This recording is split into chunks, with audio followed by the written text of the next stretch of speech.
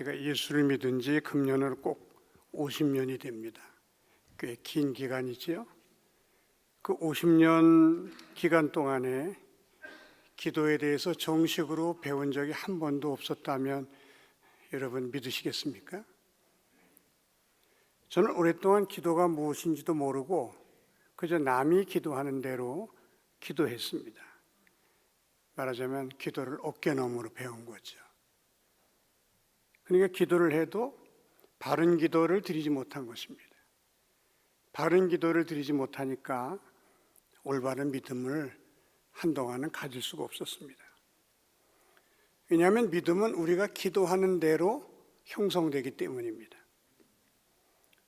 예를 들어 어떤 분이 자기 자식의 앞날을 위해서 잘 되는 것만을 위해서 기도하고, 또 남편 사업이 성공하기를 기도하고, 또 우리 교회가 부흥되기를 기도한다고 한다면 그 사람의 믿음은 이기적인 믿음이 될 수밖에 없습니다. 삶을 통해서 하나님께 영광 돌리기가 어렵다고 하는 거죠. 그러나 자녀를 기르면서 항상 하나님, 이 자녀를 통하여 하나님이 영광 받으시기를 원합니다. 이 사업을 통해서 하나님이 기뻐하시는 사람이 되기를 원합니다. 그렇게 기도한다면 그 사람은 건강한 믿음, 바람직한 믿음의 사람이 될 수 있는 것입니다. 우리 한국교회가 세상 사람들의 비난을 받고 세상 사람들의 존경을 얻지 못하는 가장 중요한 이유는 우리가 드린 기도가 잘못되었기 때문입니다. 기도가 잘못되니까 믿음이 잘못되고, 믿음이 잘못되니까 그것이 잘못된 생활로 나타나게 되는 것입니다.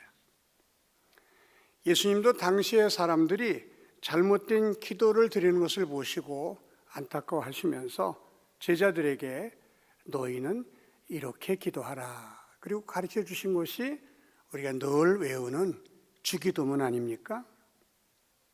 먼저 예수님은 잘못된 기도 예를 몇 가지 들어주셨습니다. 첫째가 사람에게 보이기 위한 기도를 드려서는 안 된다.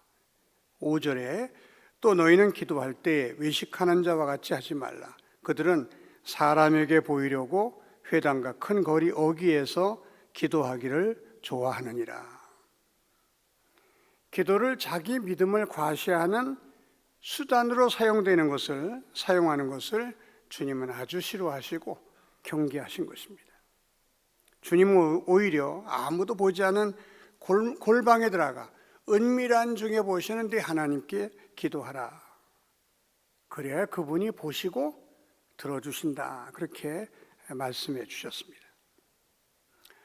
기도뿐만 아니라 우리의 모든 신앙 행위를 자기 믿음을 과시하고 자기를 돋보이게 하기 위한 수단으로 사용해서는 안 된다는 사실을 기도를 통해서 가르쳐 주신 말씀이기도 합니다. 제가 교계 신문을 보면서 한번 속으로 혀를 찼던 사건이 하나 있었습니다.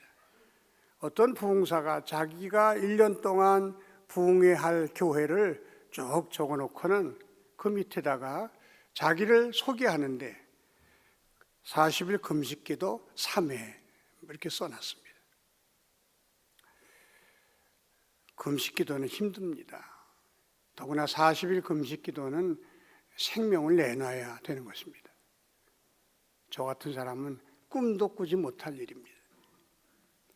그런데 그렇게 귀한 40일 금식기도를 3번이나 하면서 그것을 자기를 드러내는, 자기를 선전하는 도구로 쓴다면 그 금식기도가 무슨 가치가 있고 무슨 의미가 있겠습니까? 오히려 안 하는 것보다도 못한 것입니다.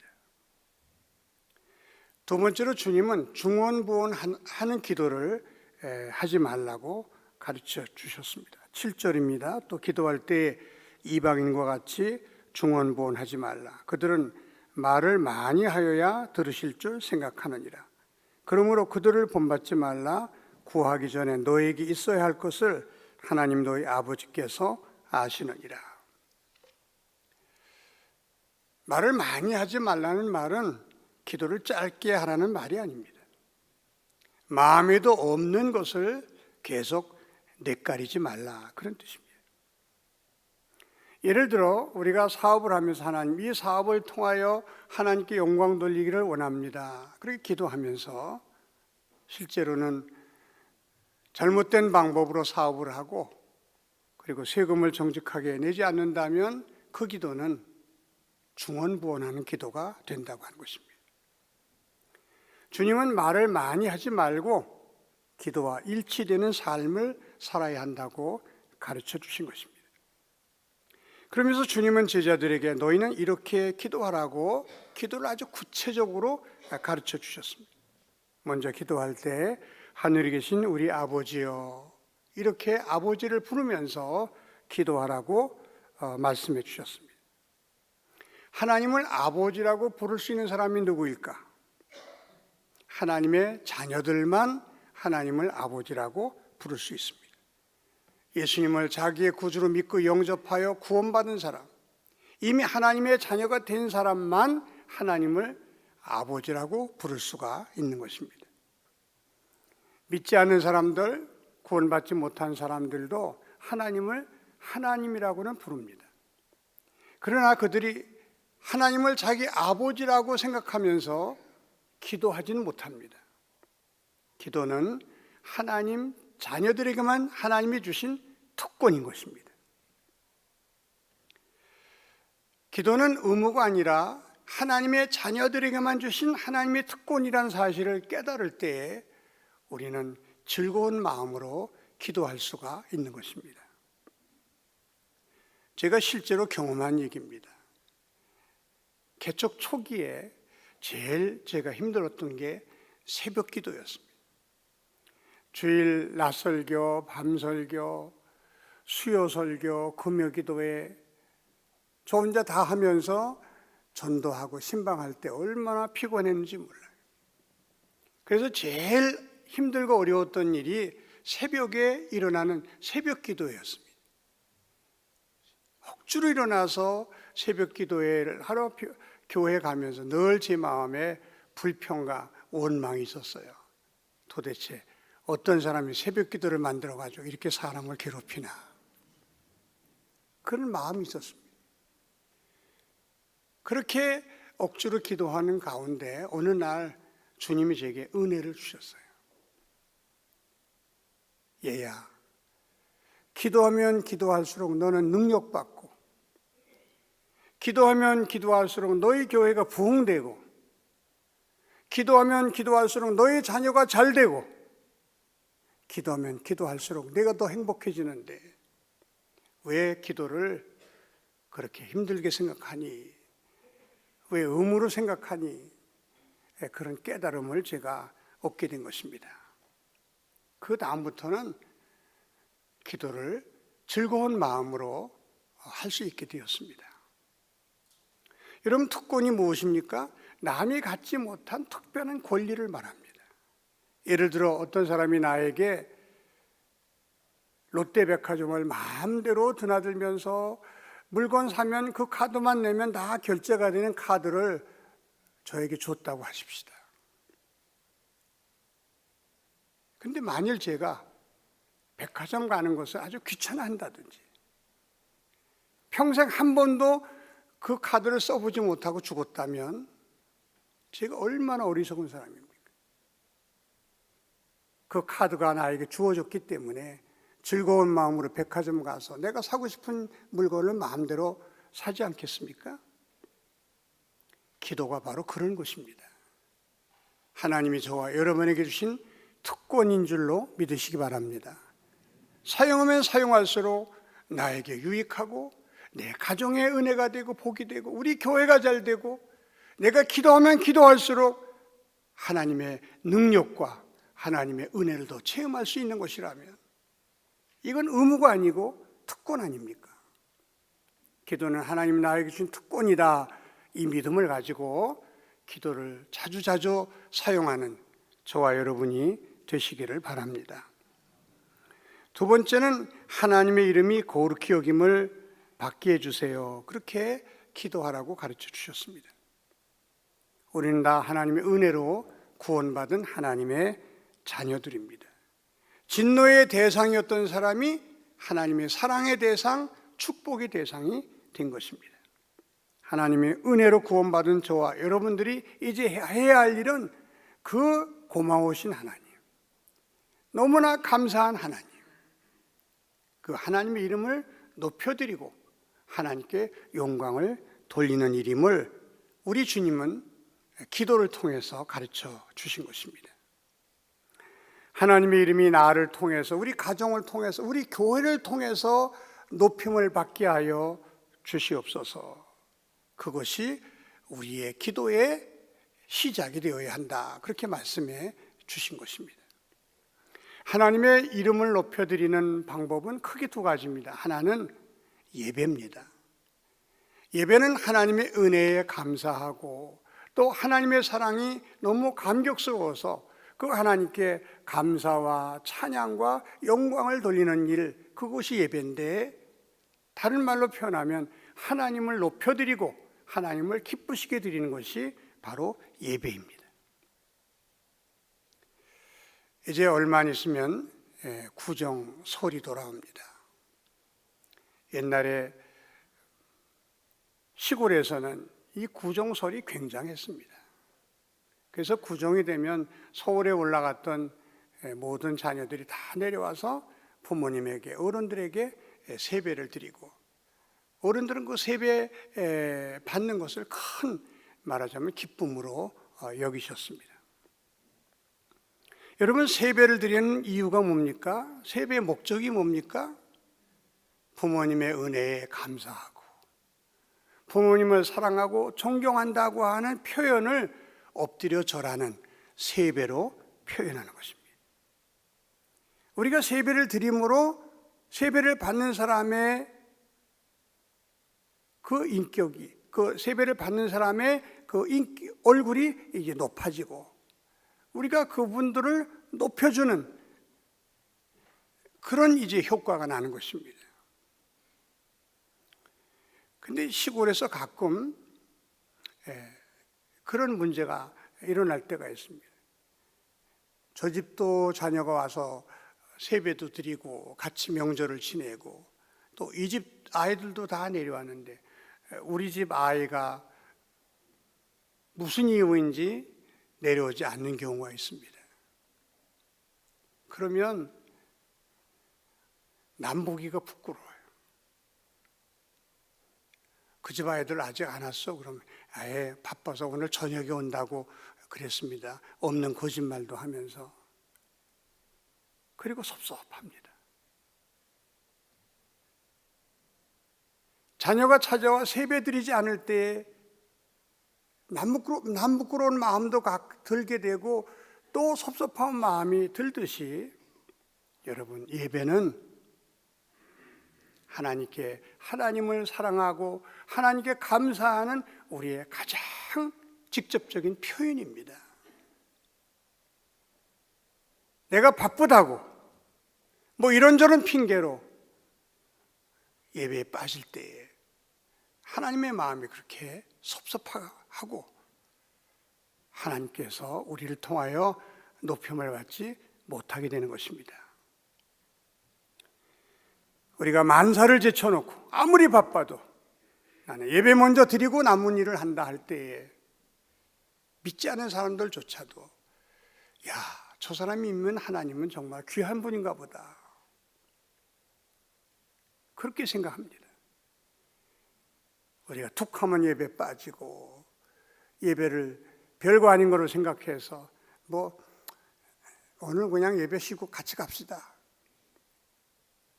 저 사람들이 믿는 하나님은 별거 아닌 하나님으로 그들이 취급하고 마는 것입니다. 우리는 예배를 통해서 하나님의 이름을 높여드릴 수가 있습니다. 두 번째는 우리들의 삶을 통해서 하나님의 이름을 높일 수가 있습니다. 제가 어릴 때 시골서, 이제 지나면서 시골에 좀 예의가 없는 아이들 또는 아주 엉뚱한 짓을 해서 어른들의 속을 썩이는 그런 아이들이 종종 있었습니다. 그런 아이들이 눈에 띌 때마다 그 어르신들이 뭐라고 흉을 받는지 아십니까? 저건 네 집 자식이야.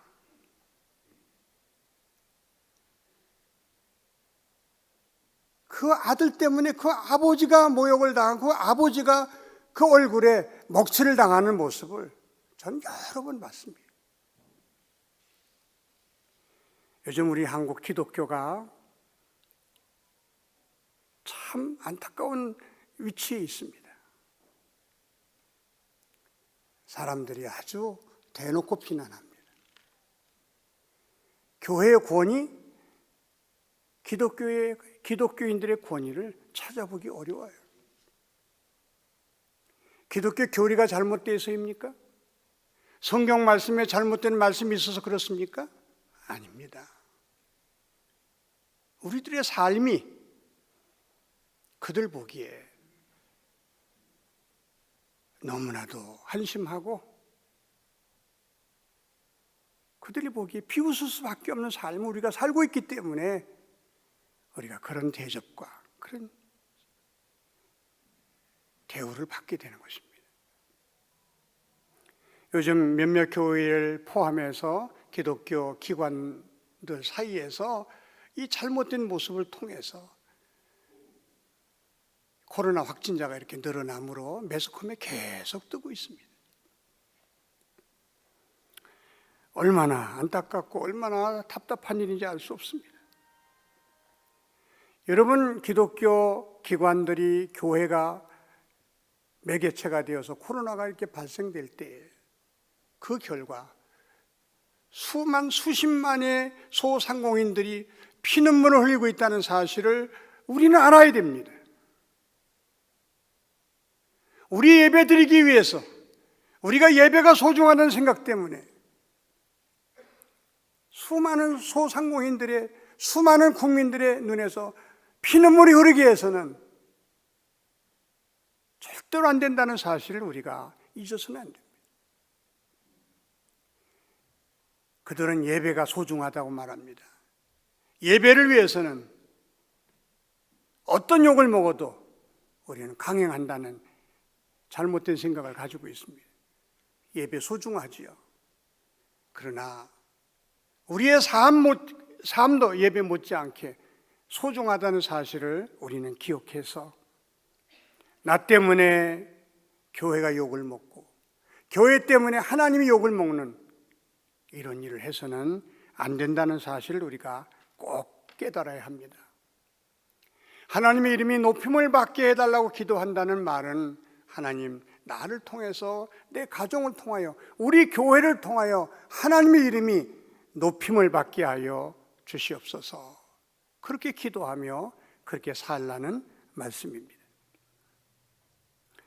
셋째로 하나님의 나라가 임하게 해달라고 기도하라고 가르쳐 주셨습니다.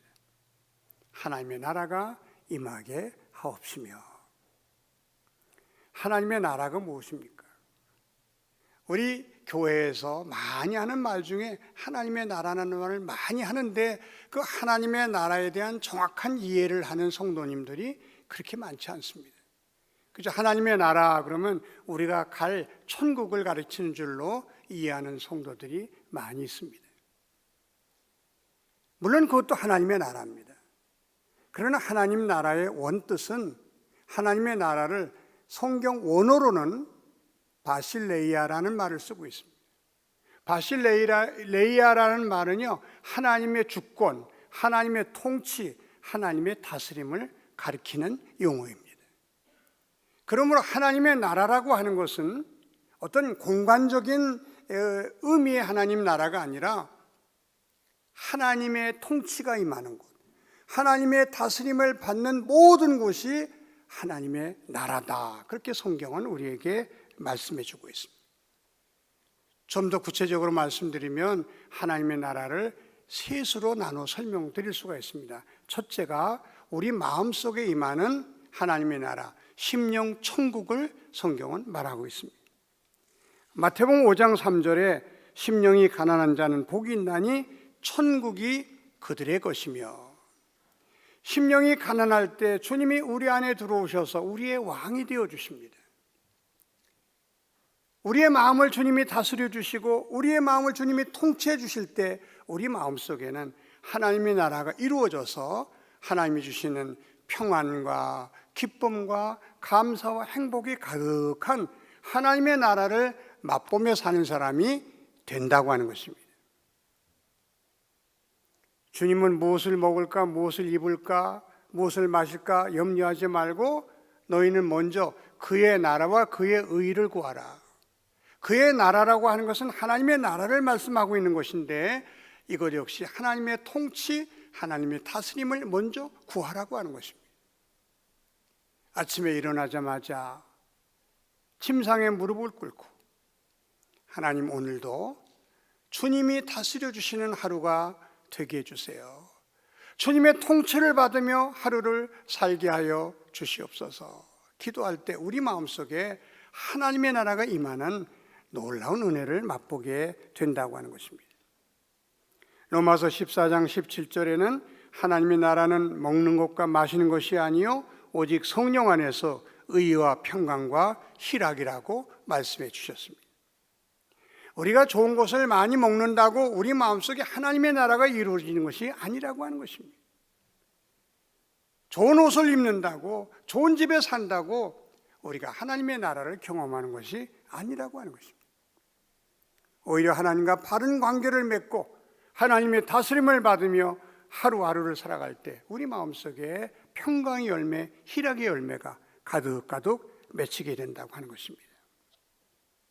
사랑하는 성도 여러분, 회개하고 주님을 여러분의 주인으로 모셔서 그분의 다스림을 받으심으로 날마다 하나님의 나라를 맛보며 경험하며 사시기를 주님의 이름으로 축원합니다. 우리 한국교회는 이 신앙을 잘 가르치지 못해서 그저 이 세상에는 예수 믿고 대충 살아도 죽으면 천국 간다, 그런 잘못된 믿음을 가지고 살아왔습니다. 여러분, 이 땅에서 이 심령 천국을 경험하지 못한 사람, 심령 천국을 누리지 못하는 사람은 죽어도 절대로 천국 가지 못합니다. 그건 아주 잘못된 믿음입니다. 이 땅에서 구원해 주신 예수 그리스도를 나의 주인으로 모시고 그분의 다스림과 통치 속에서 살다가 어느 날 하나님이 부르시면 그 사람이 천국 가는 것입니다. 하나님, 내 마음속에 하나님의 나라가 임하게 하여 주시옵소서. 이것이 우리의 기도의 제목일 수 있기를 바랍니다. 두 번째는 공동체에 임하는 하나님의 나라가 있습니다. 누가복음 17장 21절에 하나님의 나라는 여기 있다 저기 있다 하지 못하리니 하나님의 나라는 너희 안에 있느니라. 많은 사람들이 너희 안에 있다 이 말을 심령 천국으로 이해하는 사람들이 있습니다만, 이 성경의 원어의 뜻은요, 나와 너 사이라고 번역되어 있습니다. 영어 성경은 아예 among you라고 되어 있습니다. among이라는 말은 나와 너 사이라는 말입니다. 하나님의 나라는 개인의 심령에 임할 수 있지만 나와 너 사이에 하나님의 나라가 임할 수가 있다고 하는 것입니다. 예를 들면 한 가정이, 가정 식구 모두가 우리 가정의 주인은 하나님이십니다, 우리 가정의 주인은 예수님이십니다, 그런 고백을 하면서 서로 사랑하고 서로 아껴주고 서로 존중히 여기면서 살아갈 때 그 가정에 하나님의 나라가 임함으로 하늘의 평화와 기쁨과 행복 속에 살아갈 수가 있다는 말씀입니다. 그것을 우리는 가정천국이라 그렇게 말합니다. 또 하나 예를 들면 공동체의 대표격인 이 교회를 생각해 볼 수가 있습니다. 목사도 장로도 권사도 집사도 모든 성도들이 우리 교회의 주인은 하나님이십니다. 하나님이 우리를 다스려 주시길 원합니다. 누구도 자기 생각, 자기 고집대로 하지 않고 하나님의 다스림과 통치를 받으면서 교회를 섬겨 나갈 때에 이 교회는 하나님의 나라가 되고 우리 마음속에 하나님이 주시는 평안과 기쁨과 은혜가 충만하게 될 줄로 믿습니다. 그것을 우리는 교회 천국이라고 말하는 것입니다. 하나님의 나라가 임하게 해달라는 이 기도 속에는 가정과 교회 외에 이 교회 밖의 세상까지도 포함하고 있는 것입니다. 하나님, 저 세상에도 하나님의 나라가 임하게 하여 주시옵소서. 하나님이 다스리는 나라처럼, 하나님이 통치하는 나라처럼 부정과 불법이 사라지고 가난하고 어려운 사람들이, 억울한 사람들이 사라지고 다 같이 하나님 보시기에 좋은 세상, 하나님이 기뻐하시는 세상이 되게 하여 주시옵소서. 그것을 우리가 기도해야 되고 그 일을 위해서 교회가 쓰임을 받아야 된다고 하는 말씀입니다. 사랑하는 성도 여러분, 교회는 교회 자체가 목적이 될 수 없습니다. 우리 교회가 부흥하고 우리 교회가 평안하고 우리 교회가 행복하다고 우리가 신앙생활을 잘하는 것이 아닙니다. 이 교회를 통해서 이 세상이 조금이라도 나아지고 이 교회를 통해서 이 교회 밖의 세상이 하나님이 기뻐하시는 세상이 될 수 있도록 우리가 역할을 다하지 못한다면 우리 교회는 있으나 마나한 교회입니다. 여러분, 병원은 병을 잘 고쳐줘야 좋은 병원입니다. 학교는 공부를 잘 가르쳐야 좋은 학교입니다. 교회는 그 교회를 통해서 세상이 좀 더 아름다워지고 세상이 하나님 보시기에 좋은 세상이 될 수 있도록 역할을 하는 교회가 바로 좋은 교회고 하나님이 원하시는 교회임을 우리가 잊어서는 안 되는 것입니다. 그래서 교회는 이웃을 섬기고 또 봉사하는 것입니다. 이것이 우리 교회의 하나님께로부터 받은 가장 중요한 사명입니다. 교회는 사람들을 길러서 그 사람을 정치계로 또 경제계로 문화계로 그리고 교육계로 또 군대로 내보내서 그 성도가 가는 그곳을 하나님의 뜻이 이루어지고 하나님이 다스리는 하나님의 나라로 만들어야 할 사명이 있음을 깨닫게 해줘서 우리 성도 한 사람 한 사람을 각 분야의 선교사로 파송하는 것이 교회가 해야 되는 아주 중요한 일임을 우리 모두는 잊어서는 안 되는 것입니다. 여러분, 요즘 정치를 보십시오. 무슨 소망이 있습니까? 놀랍게도 국회의원 중에는 기독교인들이 엄청 많이 들어 있습니다. 그러나 국회를 하나님의 나라로 만들려고 사명감을 가지고 일하는 국회의원은 아무리 눈을 씻고 찾아봐도 찾아볼 수가 없어요. 여러분, 이 세상의 문화계가 얼마나 썩어가고 냄새나고 있습니까? 저는 극장에 가서 영화를 잘 보지 않는 사람 중에 하나입니다. 그러나 1000만 관객이 들었다 그러면 도대체 무슨 영화길래 그렇게 많은 사람이 볼까? 그래서 찾아가 보는 경우는 몇 번 있었습니다. 그때마다 얼마나 실망했는지 말도 못해요. 친구라는 영화가 1000만 관객이 넘었다. 그래서 봤더니요, 맨 욕설이고 사람 죽이는, 사람 때리고 깡패짓하는 그런 영화예요. 기생충이라는 영화가 세계 최고의 상을 받았다고 해서 봤습니다. 도대체 이 영화가 왜 상을 받았는지 저는 도저히 이해할 수가 없어요. 너무나도 비인륜적이고 비도덕적이고 비윤리적이고 거기서 건질 것은 하나도 없는 영화가 세계 최고의 성을 받았다고 하는 것입니다. 세상은 썩어가고 있고 망할 세상이다. 우리가 그렇게 말해서는 안 됩니다. 누군가가 그 속에 들어가 그 문화계를, 그 예술계를 하나님이 기뻐하시는 문화계, 하나님이 기뻐하시는 예술계로 만들어야 할 사명이 교회에 있고 성도에 있음을 우리는 잊어서는 안 됩니다. 정치나 경제나 문화나 각 분야에 우리 성도들이 들어가서 그 썩어가고 냄새나는 그곳을 하나님이 기뻐하실 수 있는, 하나님이 축복하실 수 있는 그런 하나님의 나라로 만들어가는 그런 성도를 하나님이 바라시기 때문에 하나님의 나라가 임하게 하여 주시옵소서, 그렇게 기도하며 그렇게 살라고 우리에게 가르쳐 주신 것입니다. 사랑하는 성도 여러분, 이제 우리 기도를 하되 바르게 할 수 있기를 바랍니다. 내 자녀만을 위해서, 우리 가족만을 위해서, 우리 교회만을 위해서 기도하는 그 기도를 이제는 조금 뒤로 미루고 하나님의 이름이 우리 교회를 통하여, 우리 믿는 사람을 통하여, 우리 가정을 통하여, 나를 통하여 높임을 받게 하여 주시옵소서. 내 가정에, 우리 교회에, 내가 이런 직장에, 이 나라가 하나님이 통치하시고 하나님이 다스리시는 하나님의 나라가 되게 하여 주시옵소서. 그런 기도를 먼저 드린 뒤에 우리의 필요와 이웃의 필요를 위해서 기도할 줄 아는 저와 여러분이 될 수 있기를 바랍니다. 내 욕심, 내 야망을 따라서 기도하지 마시고 우리 주님이 가르쳐주신 순서대로, 우리 주님이 가르쳐주신 기도의 정신을 따라서 기도함으로 우리의 기도가 하나님이 기뻐하시는 기도, 응답받는 기도가 될 수 있기를 주님의 이름으로 축원합니다. 기도드리겠습니다.